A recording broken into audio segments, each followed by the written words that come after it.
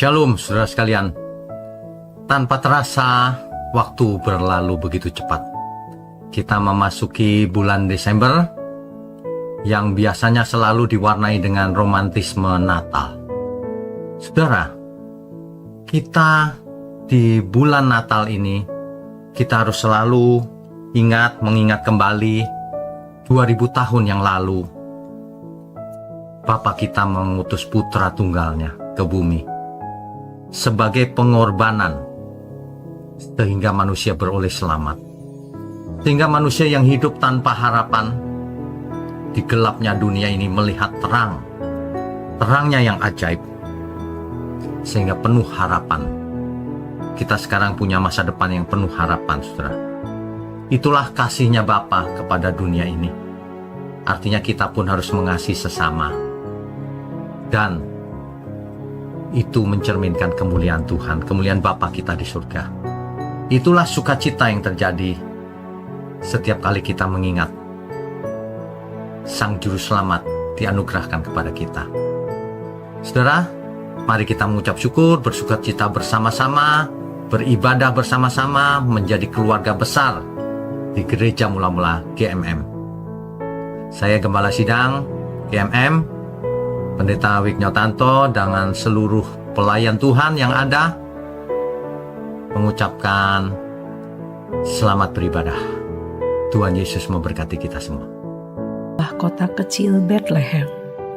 Malam itu langit penuh bintang bersinar.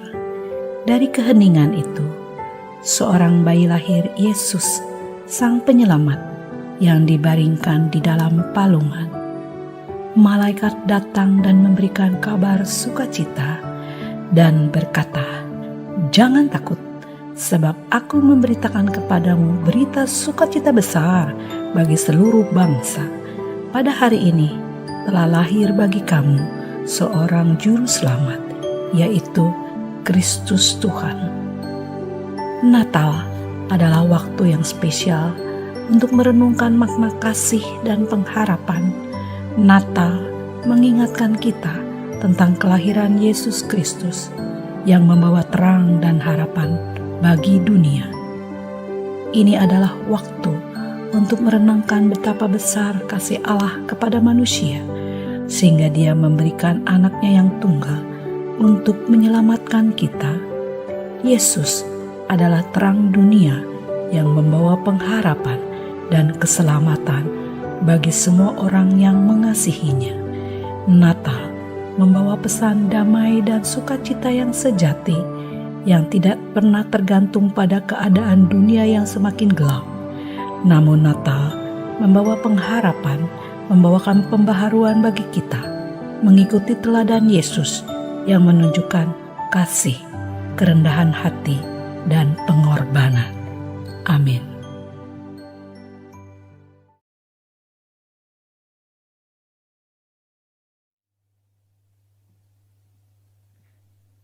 Shalom Bapak Ibu, saudara sekalian. Sebelumnya selamat Natal juga. Saya cuman kalau Natal terjadi mujizat tuh, saudara. Tiba-tiba semua orang datang. Kalau nggak Natal nggak tahu kemana. Tapi Natal itu sukacita ya, saudara ya. Dimanapun kita ada. Dulu sejak kecil kita ingat kalau Natal tuh seneng banget gitu. Ya. Tema kita di pagi hari ini, terangnya yang ajaib, saudara.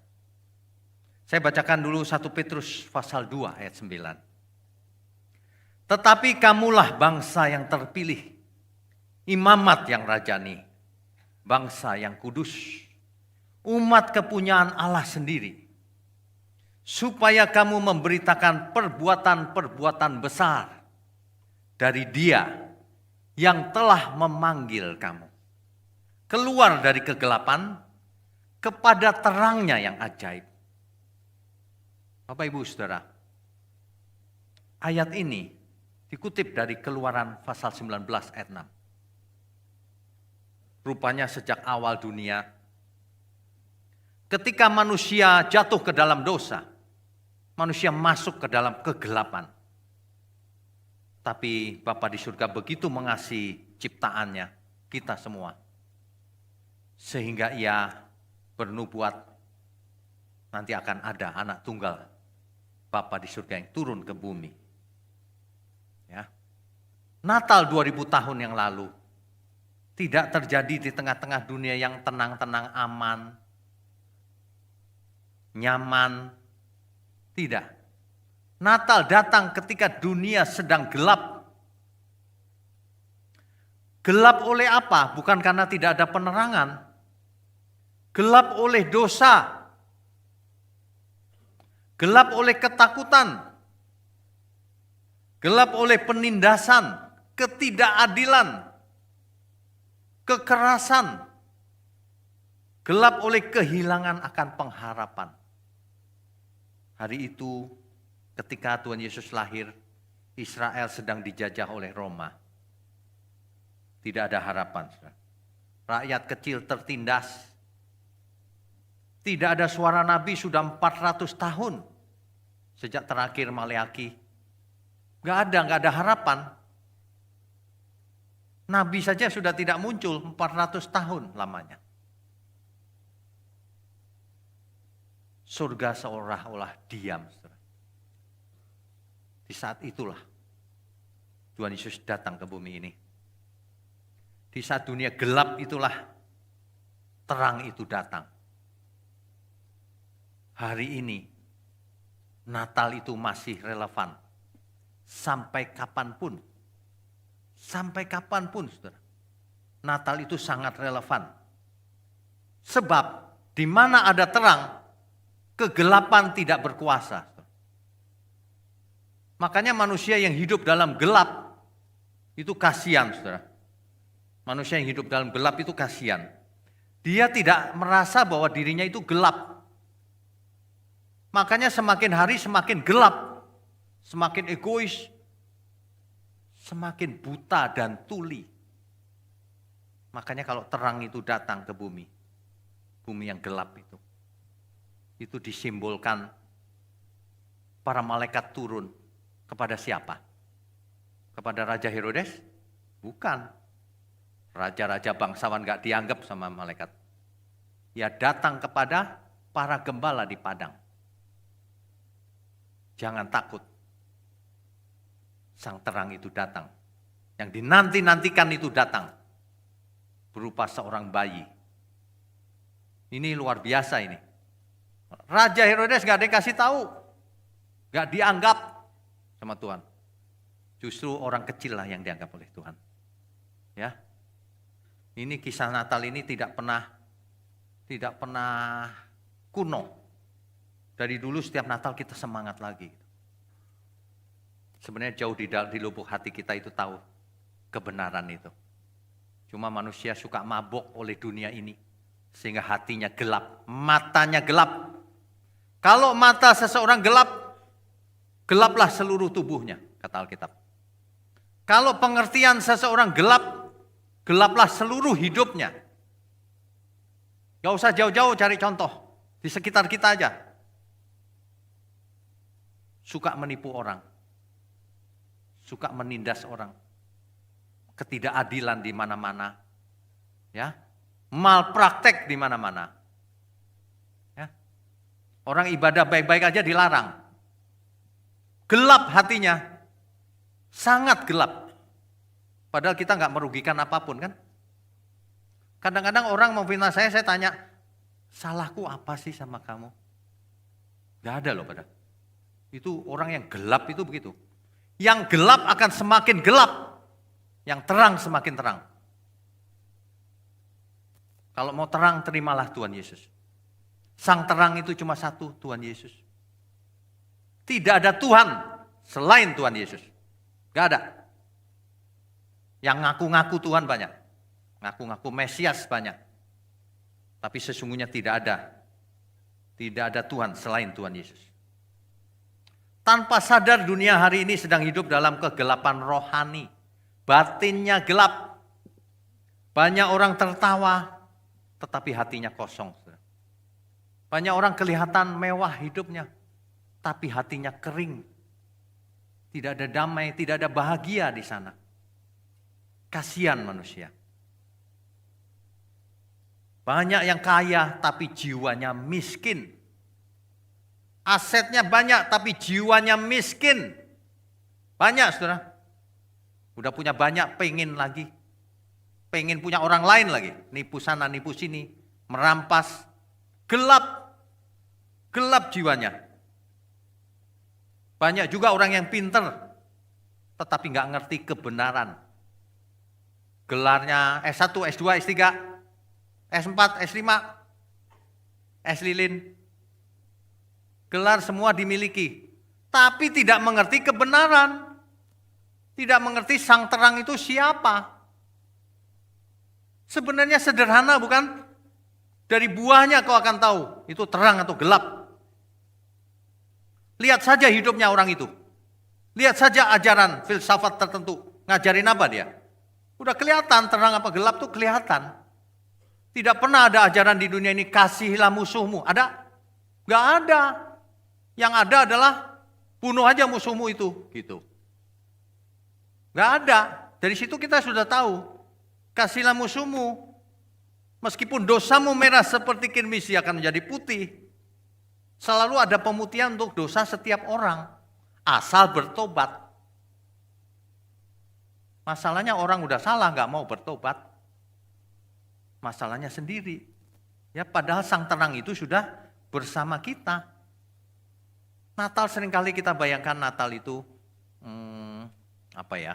damai di hati. Tapi ketika Natal pertama itu terjadi ya, dunia sedang gelap dan keras. Kaisar Agustus mengeluarkan suatu perintah. Wah, itu tegang itu hari itu. Hari ini kelihatannya tidak tegang. Manusia terlena, bahaya. Saudara. Hari ini ketegangannya bukan fisik, tapi batin manusia. Mestinya manusia tegang. Kalau aku belum seperti yang Tuhan inginkan, bagaimana ya? Ironi besar di dunia ini. Bangsa terpilih Israel yang sedang menanti-nantikan Mesias. Ketika Mesias itu datang, mereka nggak tahu malah. Bahkan mereka menolaknya. Ironinya, orang Majus yang jauh banget, yang gak percaya Tuhan, datang menyembah sang terang. Ironi. Dia datang dari timur. Kemungkinan besar ahli perbintangan dari Persia. Persia itu kalau zaman sekarang Iran. Iran itu Persia. Dulu orang Majus dari sana. Orang Majus yang menyembah. Umat pilihan gak nyembah. Malah setelah Tuhan Yesus besar malah dibunuh oleh umat pilihan. Kita sekarang umat pilihan. Bangsa yang terpilih. Ingat baik-baik itu tadi. Tetapi kamulah bangsa yang terpilih. Imamat yang rajani. Apa artinya itu? Artinya kita semua itu imam-imam di kerajaan surga. Imamat yang rajani.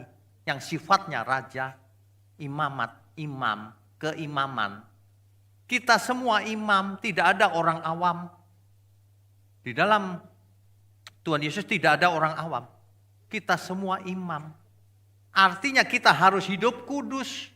Karena imam. Semua kita hidup kudus. Makanya firman Tuhan, kuduslah kamu sebab aku kudus. Di zaman perjanjian lama, saudara. Seorang imam besar. Di ruang Maha Kudus masuknya. Imam adanya di ruang kudus. Yang lain di luar. Nah, yang di luar itu, kalau mau mempersembahkan persembahan, nggak bisa datang ke Tuhan. Ada lapisannya. Dia nitip ke sang imam. Imamnya dititipin lagi ke imam besar, imam agung. Imam agung masuk ke ruang Maha Kudus. Kalau dia berdosa, dia langsung mati. Di ruang Maha Kudus, dia mercikan darah dan seterusnya. Prosedurnya begitu. Jadi orang awam tidak bisa datang kepada masuk ruang Maha Kudus. Jangankan orang awam, imam saja tidak bisa masuk. Hari ini, kitalah imamat yang rajani. Imam besar kita cuma satu, Tuhan Yesus. Ingat, Tuhan Yesus mati di kayu salib. Tabir bait Allah, ruang Maha Kudus, robek. Saudara. Apa artinya itu? Kematian Tuhan membuka pemisah antara ruang kudus dan ruang Maha Kudus. Dibuka.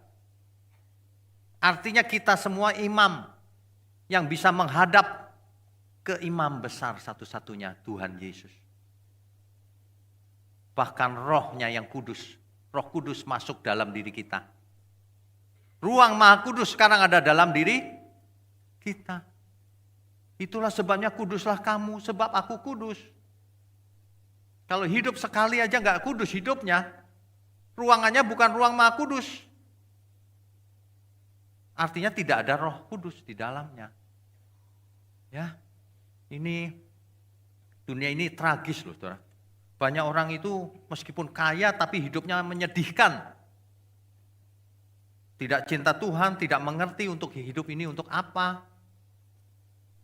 Aduh, saudara.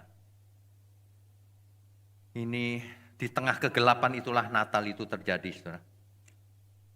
Yohanes pasal 1 ayat 9. Terang telah datang dan kegelapan tidak dapat menguasainya. Ya. Kegelapan nggak bisa menguasai. Saudara, sang terang itu datang bukan dalam bentuk pesan.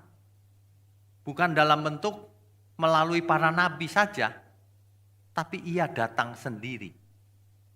Yang maha kudus, yang maha tinggi, turun ke bumi. Mengosongkan dirinya mengambil rupa seorang bayi, manusia. Luar biasa loh ini. Banyak orang nggak menyadari ya. Coba dibandingkan dengan ajaran apapun di dunia ini.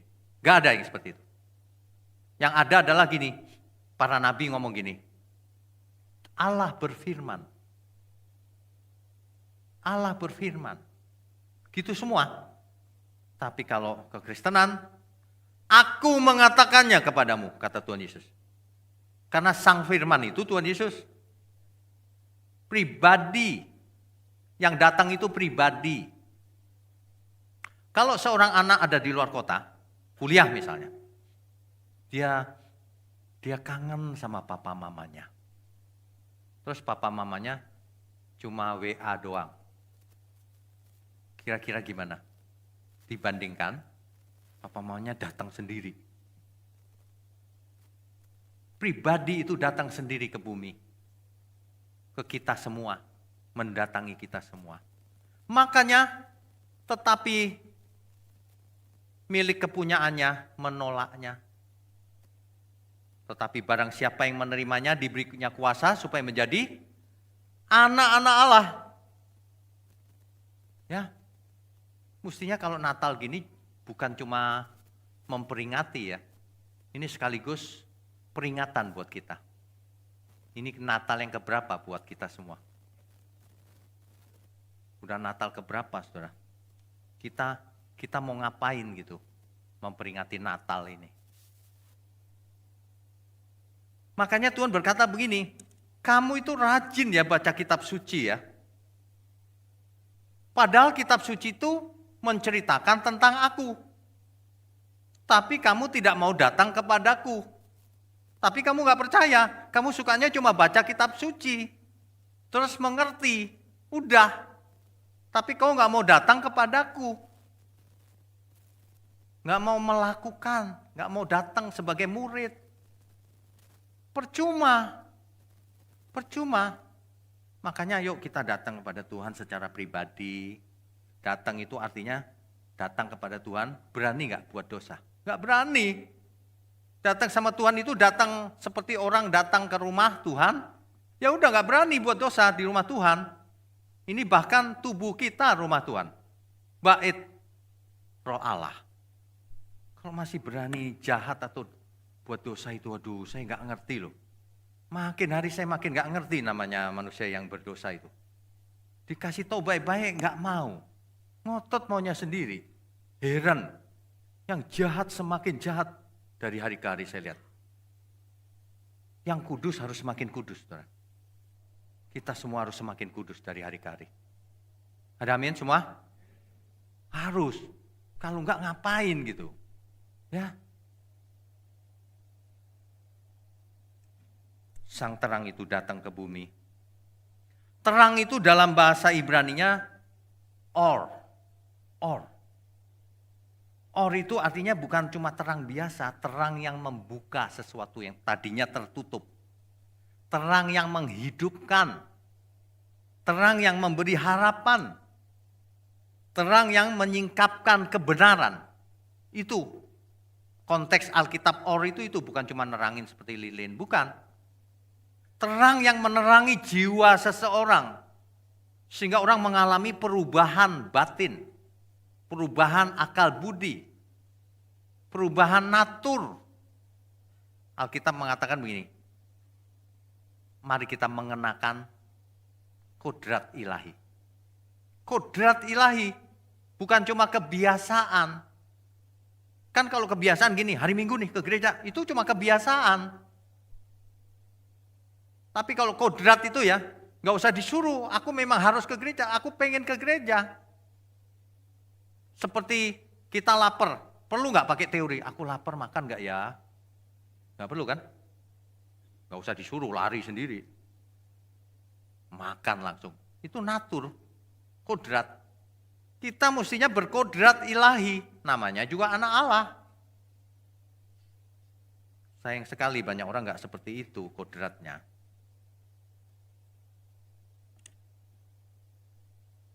Mestinya ya saudara ya, mulai sekarang kita harus makin tulus, makin serius.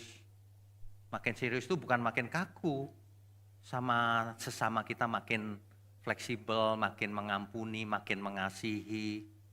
Mestinya begitu, bukan makin ngerti kebenaran, makin kejam. Waduh, saya nggak ngerti loh, kenapa orang begitu ya? Ngerti kebenaran bukannya makin mengasihi, makin kejam dia. Salah kau.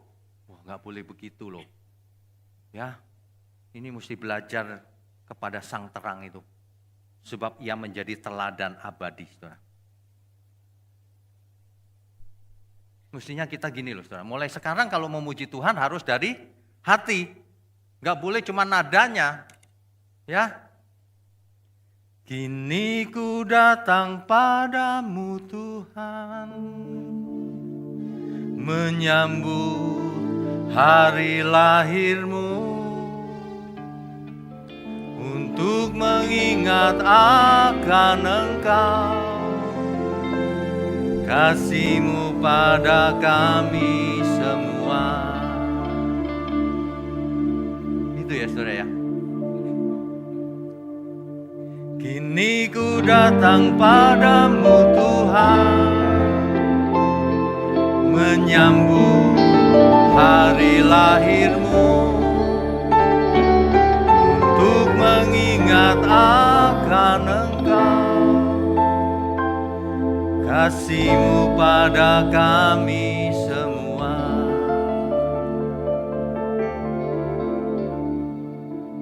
Sebenarnya ya, Alkitab itu memakai kata-kata yang berbeda-beda tapi maksudnya sama. Terang itu datang ke bumi. Membawa apa? Membawa terang dalam jiwa kita yang gelap ini. Maksudnya apa? Maksudnya supaya yang tidak mengerti menjadi mengerti. Yang dulunya merasa benar padahal salah, sadar. Bisa membedakan mana benar, mana salah. Maksudnya itu. Membuka selubung. Aku ternyata masih dosa Tuhan. Aku tidak berdamai dengan Bapa di surga. Menjadi berdamai. Saudara, kata shalom itu ya. Itu bukan cuma damai loh. Damai kayaknya biasa aja. Shalom itu damai. Lengkap. Selesai. Sempurna. Beres. Itu shalom. Sang shalom itu datang ke bumi. Sebagai terang juga. Pakai kata terang, shalom. Berkat, macam-macam, anak Allah. Tujuannya cuma satu, supaya kita semua berubah, supaya kita semua yang tadinya tertutup menjadi terbuka. Kan begitu ya. Shalom bagi dunia ini itu sayang tidak semua orang menerimanya ya. Repot memang. Kalau orang sudah mengeraskan hati itu sudah susah, saudara. Ya. Shalom bagi dunia ini, nama kita ada di surga.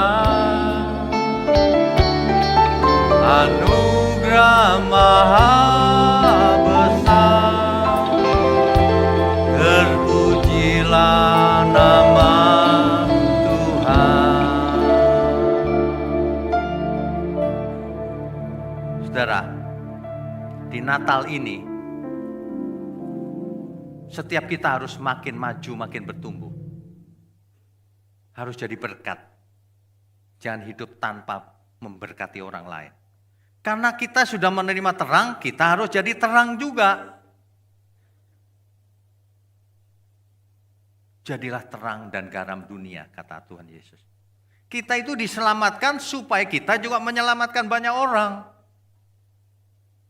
Kita itu diberkati supaya kita memberkati banyak orang. Tujuannya itu loh. Sayang sekali itu nggak ditekankan hari ini. Padahal Tuhan Yesus datang ini misinya besar sekali. Mengubah umat manusia menjadi terang. Menjadi terang. Tuhan datang bukan untuk menghukum kita. Untuk menyelamatkan kita. Nanti yang kedua barulah hukuman dijatuhkan kepada orang fasik.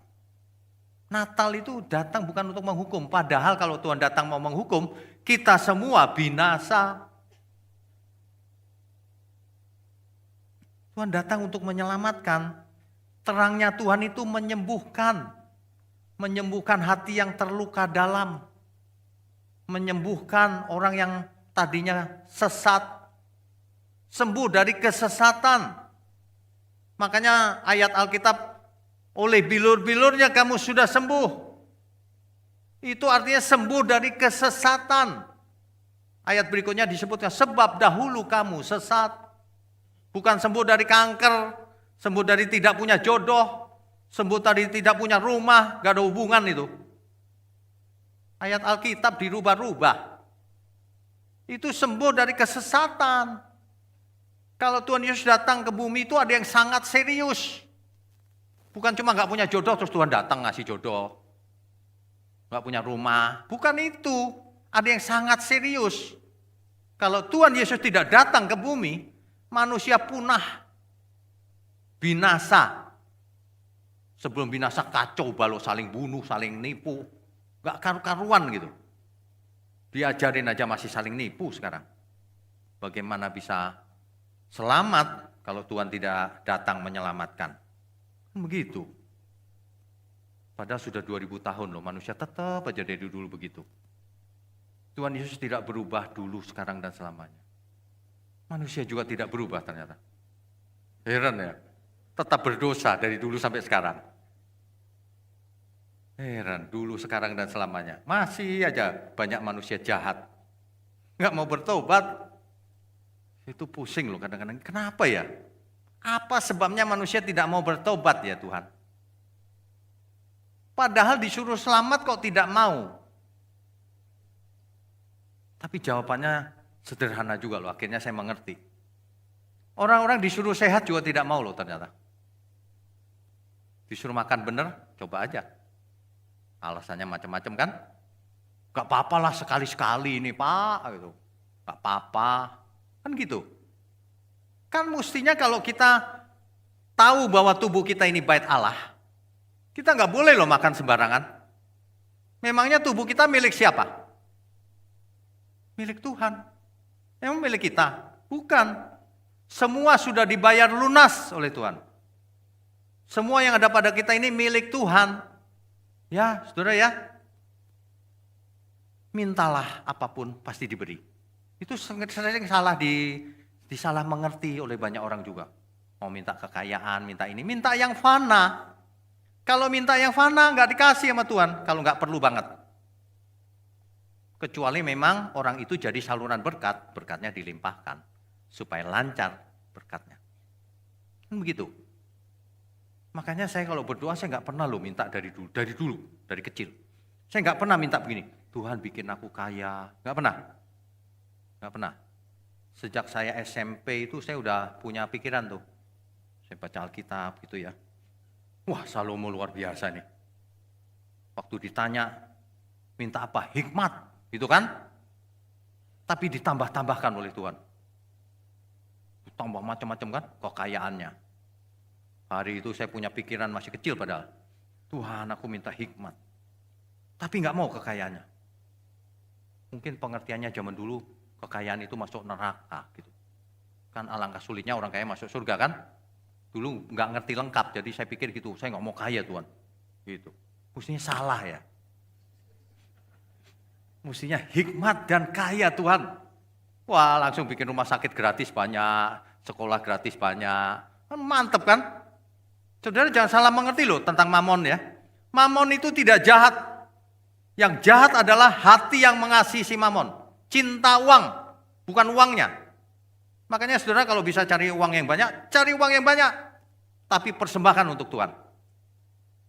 Untuk Tuhan itu bukan cuma untuk gereja loh ya. Pakai uangnya untuk memberkati dunia yang gelap ini. Bikin rumah sakit, bikin sekolah, bikin gereja, biar banyak orang diajarin yang benar. Kan begitu. Amin kan nih? Nah, makanya mulai sekarang kalau punya anak kecil, anak itu milik Tuhan. Harus dididik, takut akan Tuhan. Pilar pertama GMM, takut akan Tuhan. Ajarin pilar-pilar GMM dari awal. Saudara tahu nggak, banyak anak itu dididik dengan etika umum. Dididik dengan etika umum. Berharap anak itu akan jadi baik ketika besar. Salah, saudara. Etika umum tidak punya kuasa. Dia cuma baik ketika di rumah. Ketika di luaran rumah pergaulan buruk, langsung rusak. Langsung. Anak itu harus dididik dengan firman kebenaran. Sehingga karakternya mantap, saudara. Dia mau kaya, mau hebat, dia nggak berubah sifatnya. Nggak sombong. Banyak orang kaya dikit sombong. Aduh, capek deh. Belum kaya banget. Baru kaya dikit udah sombong. Repot ya, manusia itu memang berbakat ke neraka emang semuanya. Kalau tidak bertobat. Jangan buru-buru ya saudara ya. Natal itu, ya lagu ini tentang Natal sih memang. 2000 tahun telah berlalu.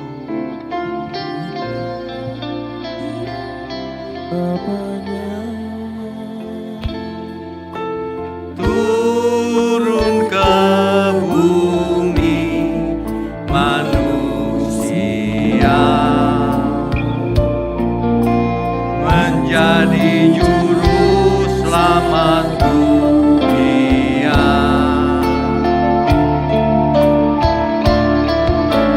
Dia datang sebagai manusia.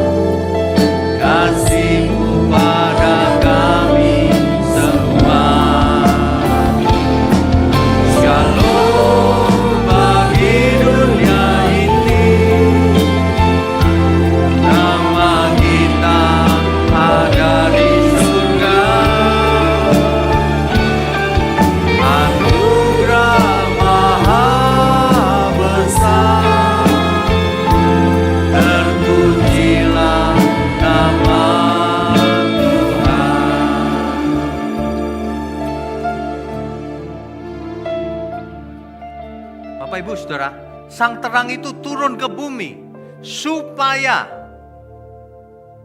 setiap yang kita dengar itu ada supayanya. Bukan gini, aku percaya Tuhan. Dah, ada supayanya. Kebenaran itu pragmatis, selalu membawa dampak. Ia datang ke bumi supaya yang pertama, kita semua dipanggil keluar dari kegelapan. Gereja itu artinya, eklesia itu artinya dipanggil keluar. Keluar dari mana? Kegelapan. Menuju terangnya yang ajaib. Itu maksudnya. Kita itu dipanggil supaya keluar dari kegelapan. Kegelapan masa lalu. Saudara jangan pernah tenggelam dalam masa lalu, saudara. Saya dulu nakal, Pak, masih mudanya. Saya dulu hancur-hancuran, Pak. Gak penting. Yang penting masa depan. Masa lalu saya dulu pelacur, Pak. Gak penting. Yang penting masa depan. Lebih baik dulu penjahat, sekarang jadi hamba Tuhan. Daripada dulu hamba Tuhan. Sekarang jadi penjahat. Kebalik, saudara. Makanya di zamannya Tuhan Yesus, Tuhan bicara sama orang Farisi ahli Taurat. Pelacur ini mendahului kamu masuk kerajaan surga. Waduh, karena dia bertobat. Sedangkan kamu tidak. Percuma, jadi pendeta itu percuma. Kalau tidak bertobat. Jemaat biasa bertobat ke surga. Nanti di surga nyariin pendetanya, mana pendetanya? Gak ada. Kalau tidak bertobat. Itu loh. Makanya orang suka gerombol ketemu Tuhan Yesus itu suka. Kenapa? Kenapa banyak orang suka dengerin Tuhan Yesus gerombol deket-deket gitu? Kenapa? Padahal mereka orang berdosa. Karena orang-orang berdosa merasa aman di dekat Tuhan. Gak menghakimi soalnya. Merasa aman, enak. Tapi di dekat orang Farisi ngeri mereka. Dihakimi kan? Itu sebabnya semua orang suka Tuhan Yesus. Kecuali orang gak benar. Yang masa lalu. Keluar dari kegelapan masa lalu. Yang kedua. Keluar dari kegelapan dosa. Dosa apapun yang saudara lakukan. Keluar dari sana. Gereja itu artinya dipanggil keluar. Gereja tapi masih dalam kegelapan. Keluar dari kegelapan luka batin. Ada orang yang luka batinnya. Aku, Pak. Itu, Pak, suamiku itu, Pak. Waduh, Pak. Berani gandeng orang lain, Pak, di depanku, Pak. Gimana aku gak sakit hati, Pak? Ya itu kan dulu. Kalau dulu itu gak usah diingat-ingat, ya. Nanti kalau mengingat-ingat dulu, Tuhan juga ingat-ingat dulu. Kamu masih kecil dulu, suka ngintip. Suka apa lagi? Mencuri pensil. Apalagi ya. Oh enggak pernah ya, Ivan enggak pernah. Oh enggak pernah, tapi ada yang lain pasti. Nyontek? Aduh, jangan ya. Jadi harus keluar dari luka batin juga. Sembuh. Ya. Keluar dari kegelapan yang tanpa arah itu loh. Banyak orang kalau ditanya ya, apa tujuan hidupmu? Apa ya? Susah bener jawabannya. Gak tahu tujuan hidupnya. Keluar dari sana harus tahu arahnya. Sang terang itu turun menerangi jalan kita. Ke sana, jangan ke sono yang gelap. Ke terang. Ya, itu yang pertama. Kita semua, supaya kita semua keluar dari kegelapan. Yang kedua. Kita semua dipanggil selain keluar dari kegelapan. Dipanggil untuk hidup di dalam terang. Jangan keluar dari kegelapan terus hidupnya bukan di kegelapan, di remang-remang. Kadang gelap, kadang-kadang terang. Hidup harus di dalam terang. Ya, saudara jangan pernah dengerin ajaran-ajaran yang enggak benar. Meracuni pikiran. Hidup itu di dalam terang firman. Kita dipanggil supaya kita hidup dalam terang. Satu, terangnya apa maksudnya? Kebenaran. Jangan pernah dengerin khotbah yang bukan kebenaran. Yang plesetan-plesetan itu. Jangan. Merusak pikirannya. Harus kebenaran. Kalau sang terang itu turun supaya kita hidup dalam terang kebenaran. Kekudusan, kasih dan pengharapan. Udah itu aja. Yang lain-lain gak penting, gak usah dilakukan. Fokus tuh pada kasih dan pengharapan dan kebenaran. Itu aja udah. Yang lain gak usah, saudara. Tiap hari apa yang kita lakukan dipikir baik-baik. Apa ya Tuhan? Apa yang harus kupersembahkan di hari Natal ini Tuhan? Tuhan gak minta uang. Tuhan minta kita hatinya kudus. Bersih pikirannya. Itu aja. Ya, gereja itu artinya dipanggil keluar. Keluar dari semua itu. Bahkan Tuhan berkata begini, kamu adalah terang dunia. Matius 5 ayat 14. Kamu adalah terang dunia. Jadi kita semua, bukan cuma pendeta loh ya, kita semua adalah terang dunia. Aplikasinya gini loh saudara. Di Natal ini, ayo kita menjadi terang. Di mana Pak menjadi terangnya? Catat, yang pertama, di keluarga. Jadi terang di keluarga. Jangan di dalam keluarga ditakutin anak, ditakutin istri. Di dalam keluarga jadi terang, jadi berkat. Ya. Hubungan yang retak, sambung lagi. Salahnya apapun suamimu, salahnya apapun istrimu, anak-anakmu, orang tuamu, nyambung lagi di Natal. Sebab Natal artinya juga shalom. Shalom itu damai. Ya. Suami-suami yang jarang peluk istrinya nanti dipeluk. Loh, kok senyum-senyum? Ya, nanti damai yang benar, kasih mula-mula. Dipeluk istrinya, "Ma, sorry ya. Sudah berapa lama aku gak peluk kamu ya, Ma? Kayaknya terakhir Covid. Lama amat sih 5 tahun gak pernah peluk istri." Aduh, bertobatlah saudara. Bertobat ya.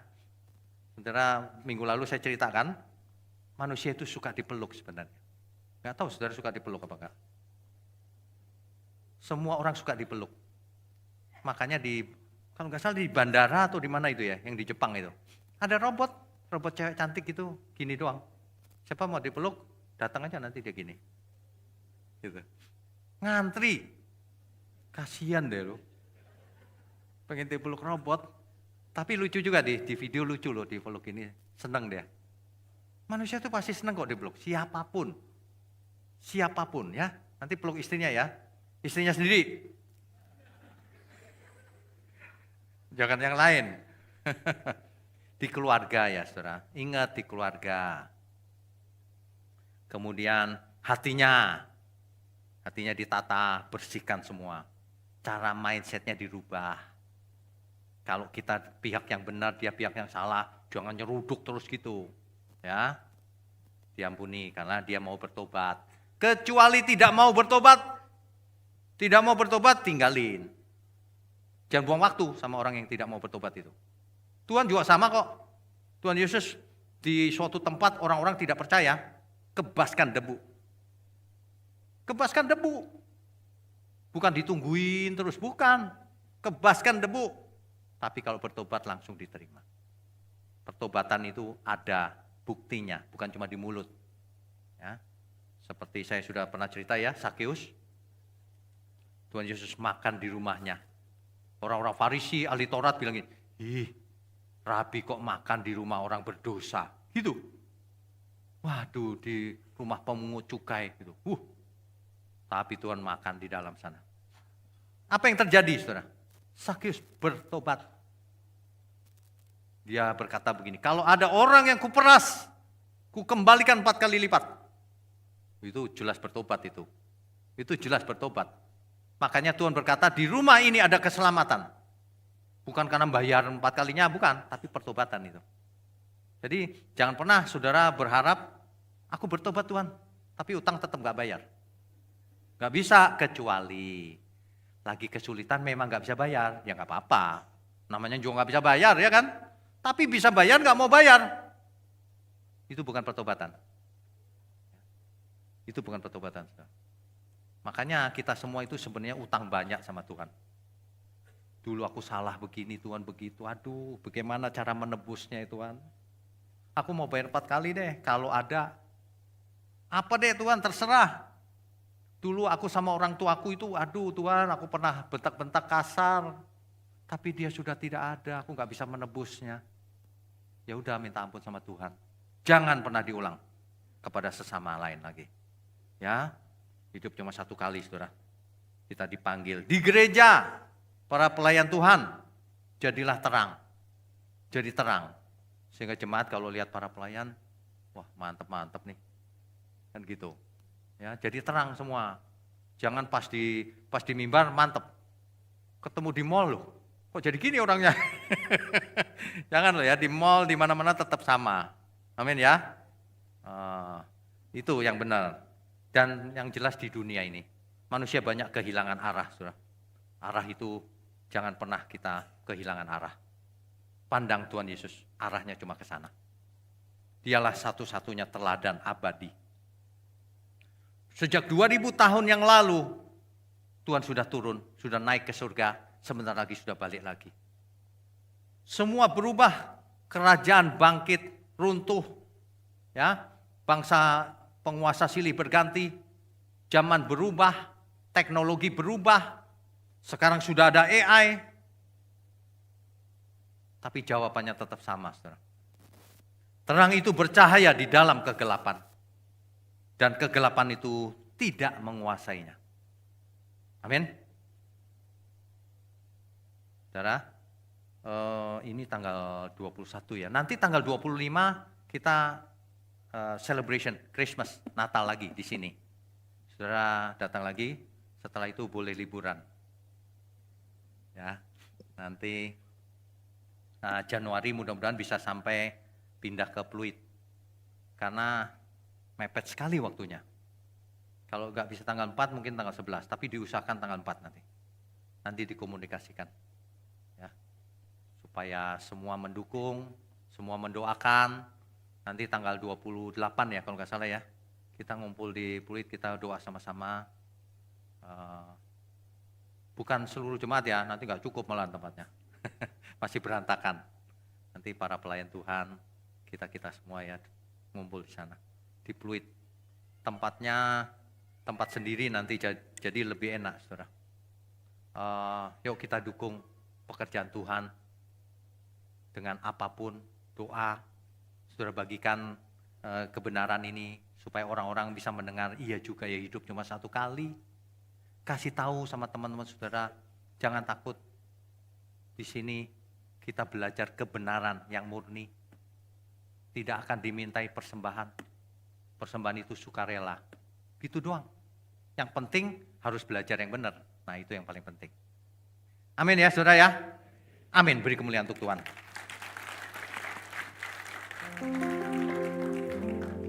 Bapak Ibu Saudara, apakah ada jemaat yang baru pertama kali datang di tempat ini? Ada, oh ya, 1, 2, mana ushernya? Ada nih, angkat tangannya. Ada lagi?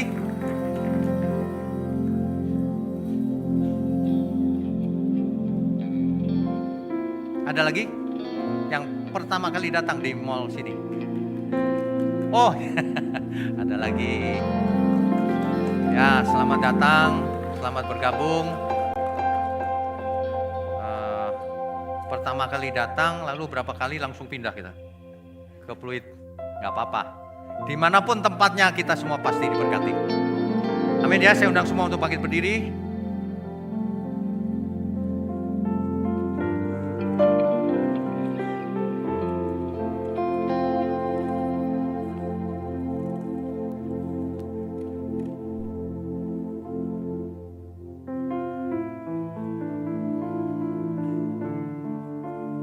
Bapak Ibu Saudara, kita segera mengakhiri akhir tahun ini. Di ujung penghujung tahun ini, jangan kita tetap tidak berubah. Apa sih yang ditunggu? Di momen Natal ini ayo kita serius ya. Ini sudah 2000 tahun berlalu. Mestinya kita jauh lebih berubah dibanding yang terdahulu. Amin ya. 2000 tahun telah berlalu, Putra Allah diutus Bapaknya turun ke bumi manusia, menjadi juru selamat dunia.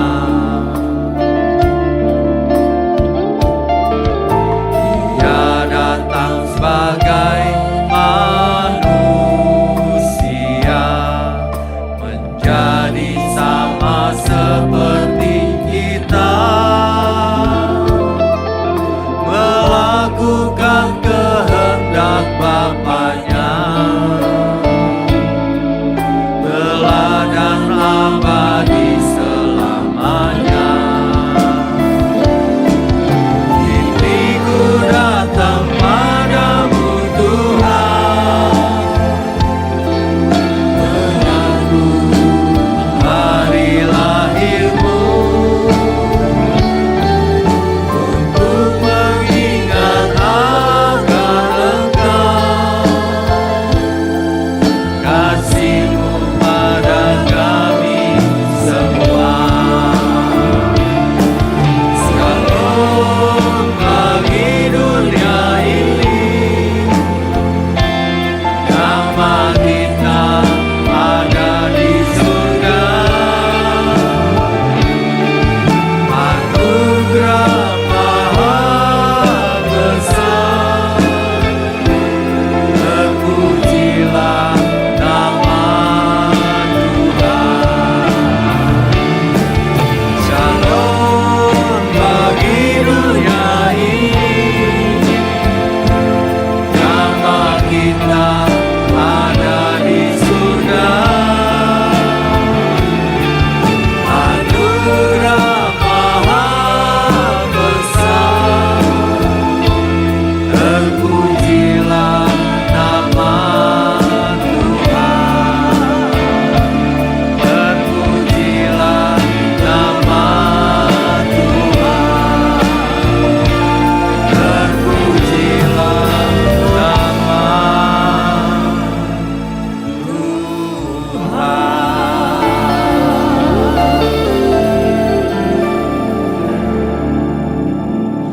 Bapa di surga, terima kasih untuk firman kebenaran. Ampuni segala ketidaktepatan kami selama ini, segala kesalahan kami ya Tuhan. Biarlah mulai siang hari ini kami mau lebih serius mengikut Tuhan, belajar menjadi murid Tuhan Yesus, belajar hidup kudus, tak bercacat, tak bercelah, membersihkan pikiran, hati dan jiwa kami Tuhan. Jadikan kami alat di tangan Tuhan, menjadi garam dan terang dunia, menjadi berkat dunia ini, menerangi sisi dunia yang gelap ini Tuhan. Ada banyak umat manusia yang tidak mengerti kebenaran, yang hidup dalam kegelapan, yang buta rohaninya. Pakai setiap kami, urapi setiap kami dengan kuasa-Mu ya Tuhan, untuk menjangkau banyak jiwa, mengabarkan Injil kebenaran sampai selama-lamanya, sampai kesudahan kami semua. Terima kasih, kami juga mengucap syukur khusus untuk tangan-tangan yang mendukung pekerjaan-Mu ini Tuhan. Tuhan berkati mereka berlimpah-limpah. Tuhan berkati keluarga besarnya juga. Juga seluruh para pelayan Tuhan yang melayani dengan tulus. Seluruh umat Tuhan dimanapun berada. Tuhan berkati kami semua. Tuhan layakkan setiap tangan kami untuk menerima berkat di hari Natal ini Tuhan. Mari saudara angkat tanganmu tinggi-tinggi.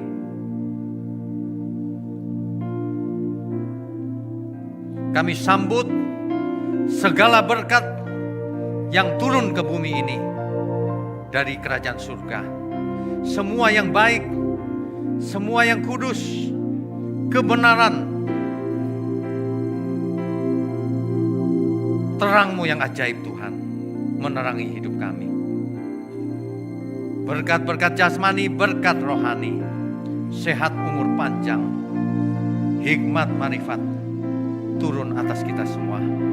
Hanya di dalam nama Tuhan Yesus Kristus kami berdoa dan mengucap syukur. Haleluya. Semua yang percaya katakan amin. Amin. Selamat Natal saudara sekalian. Selamat Natal. Saudara sekalian, bicara soal kebenaran, setiap orang merasa benar. Makanya semua kecap dinomor satukan. Ada orang yang mengatakan saya paling benar, ini paling benar, itu paling benar. Mana sebenarnya yang paling benar? Oleh sebab itu, hadiri seminar 7 natur kebenaran dan aplikasinya.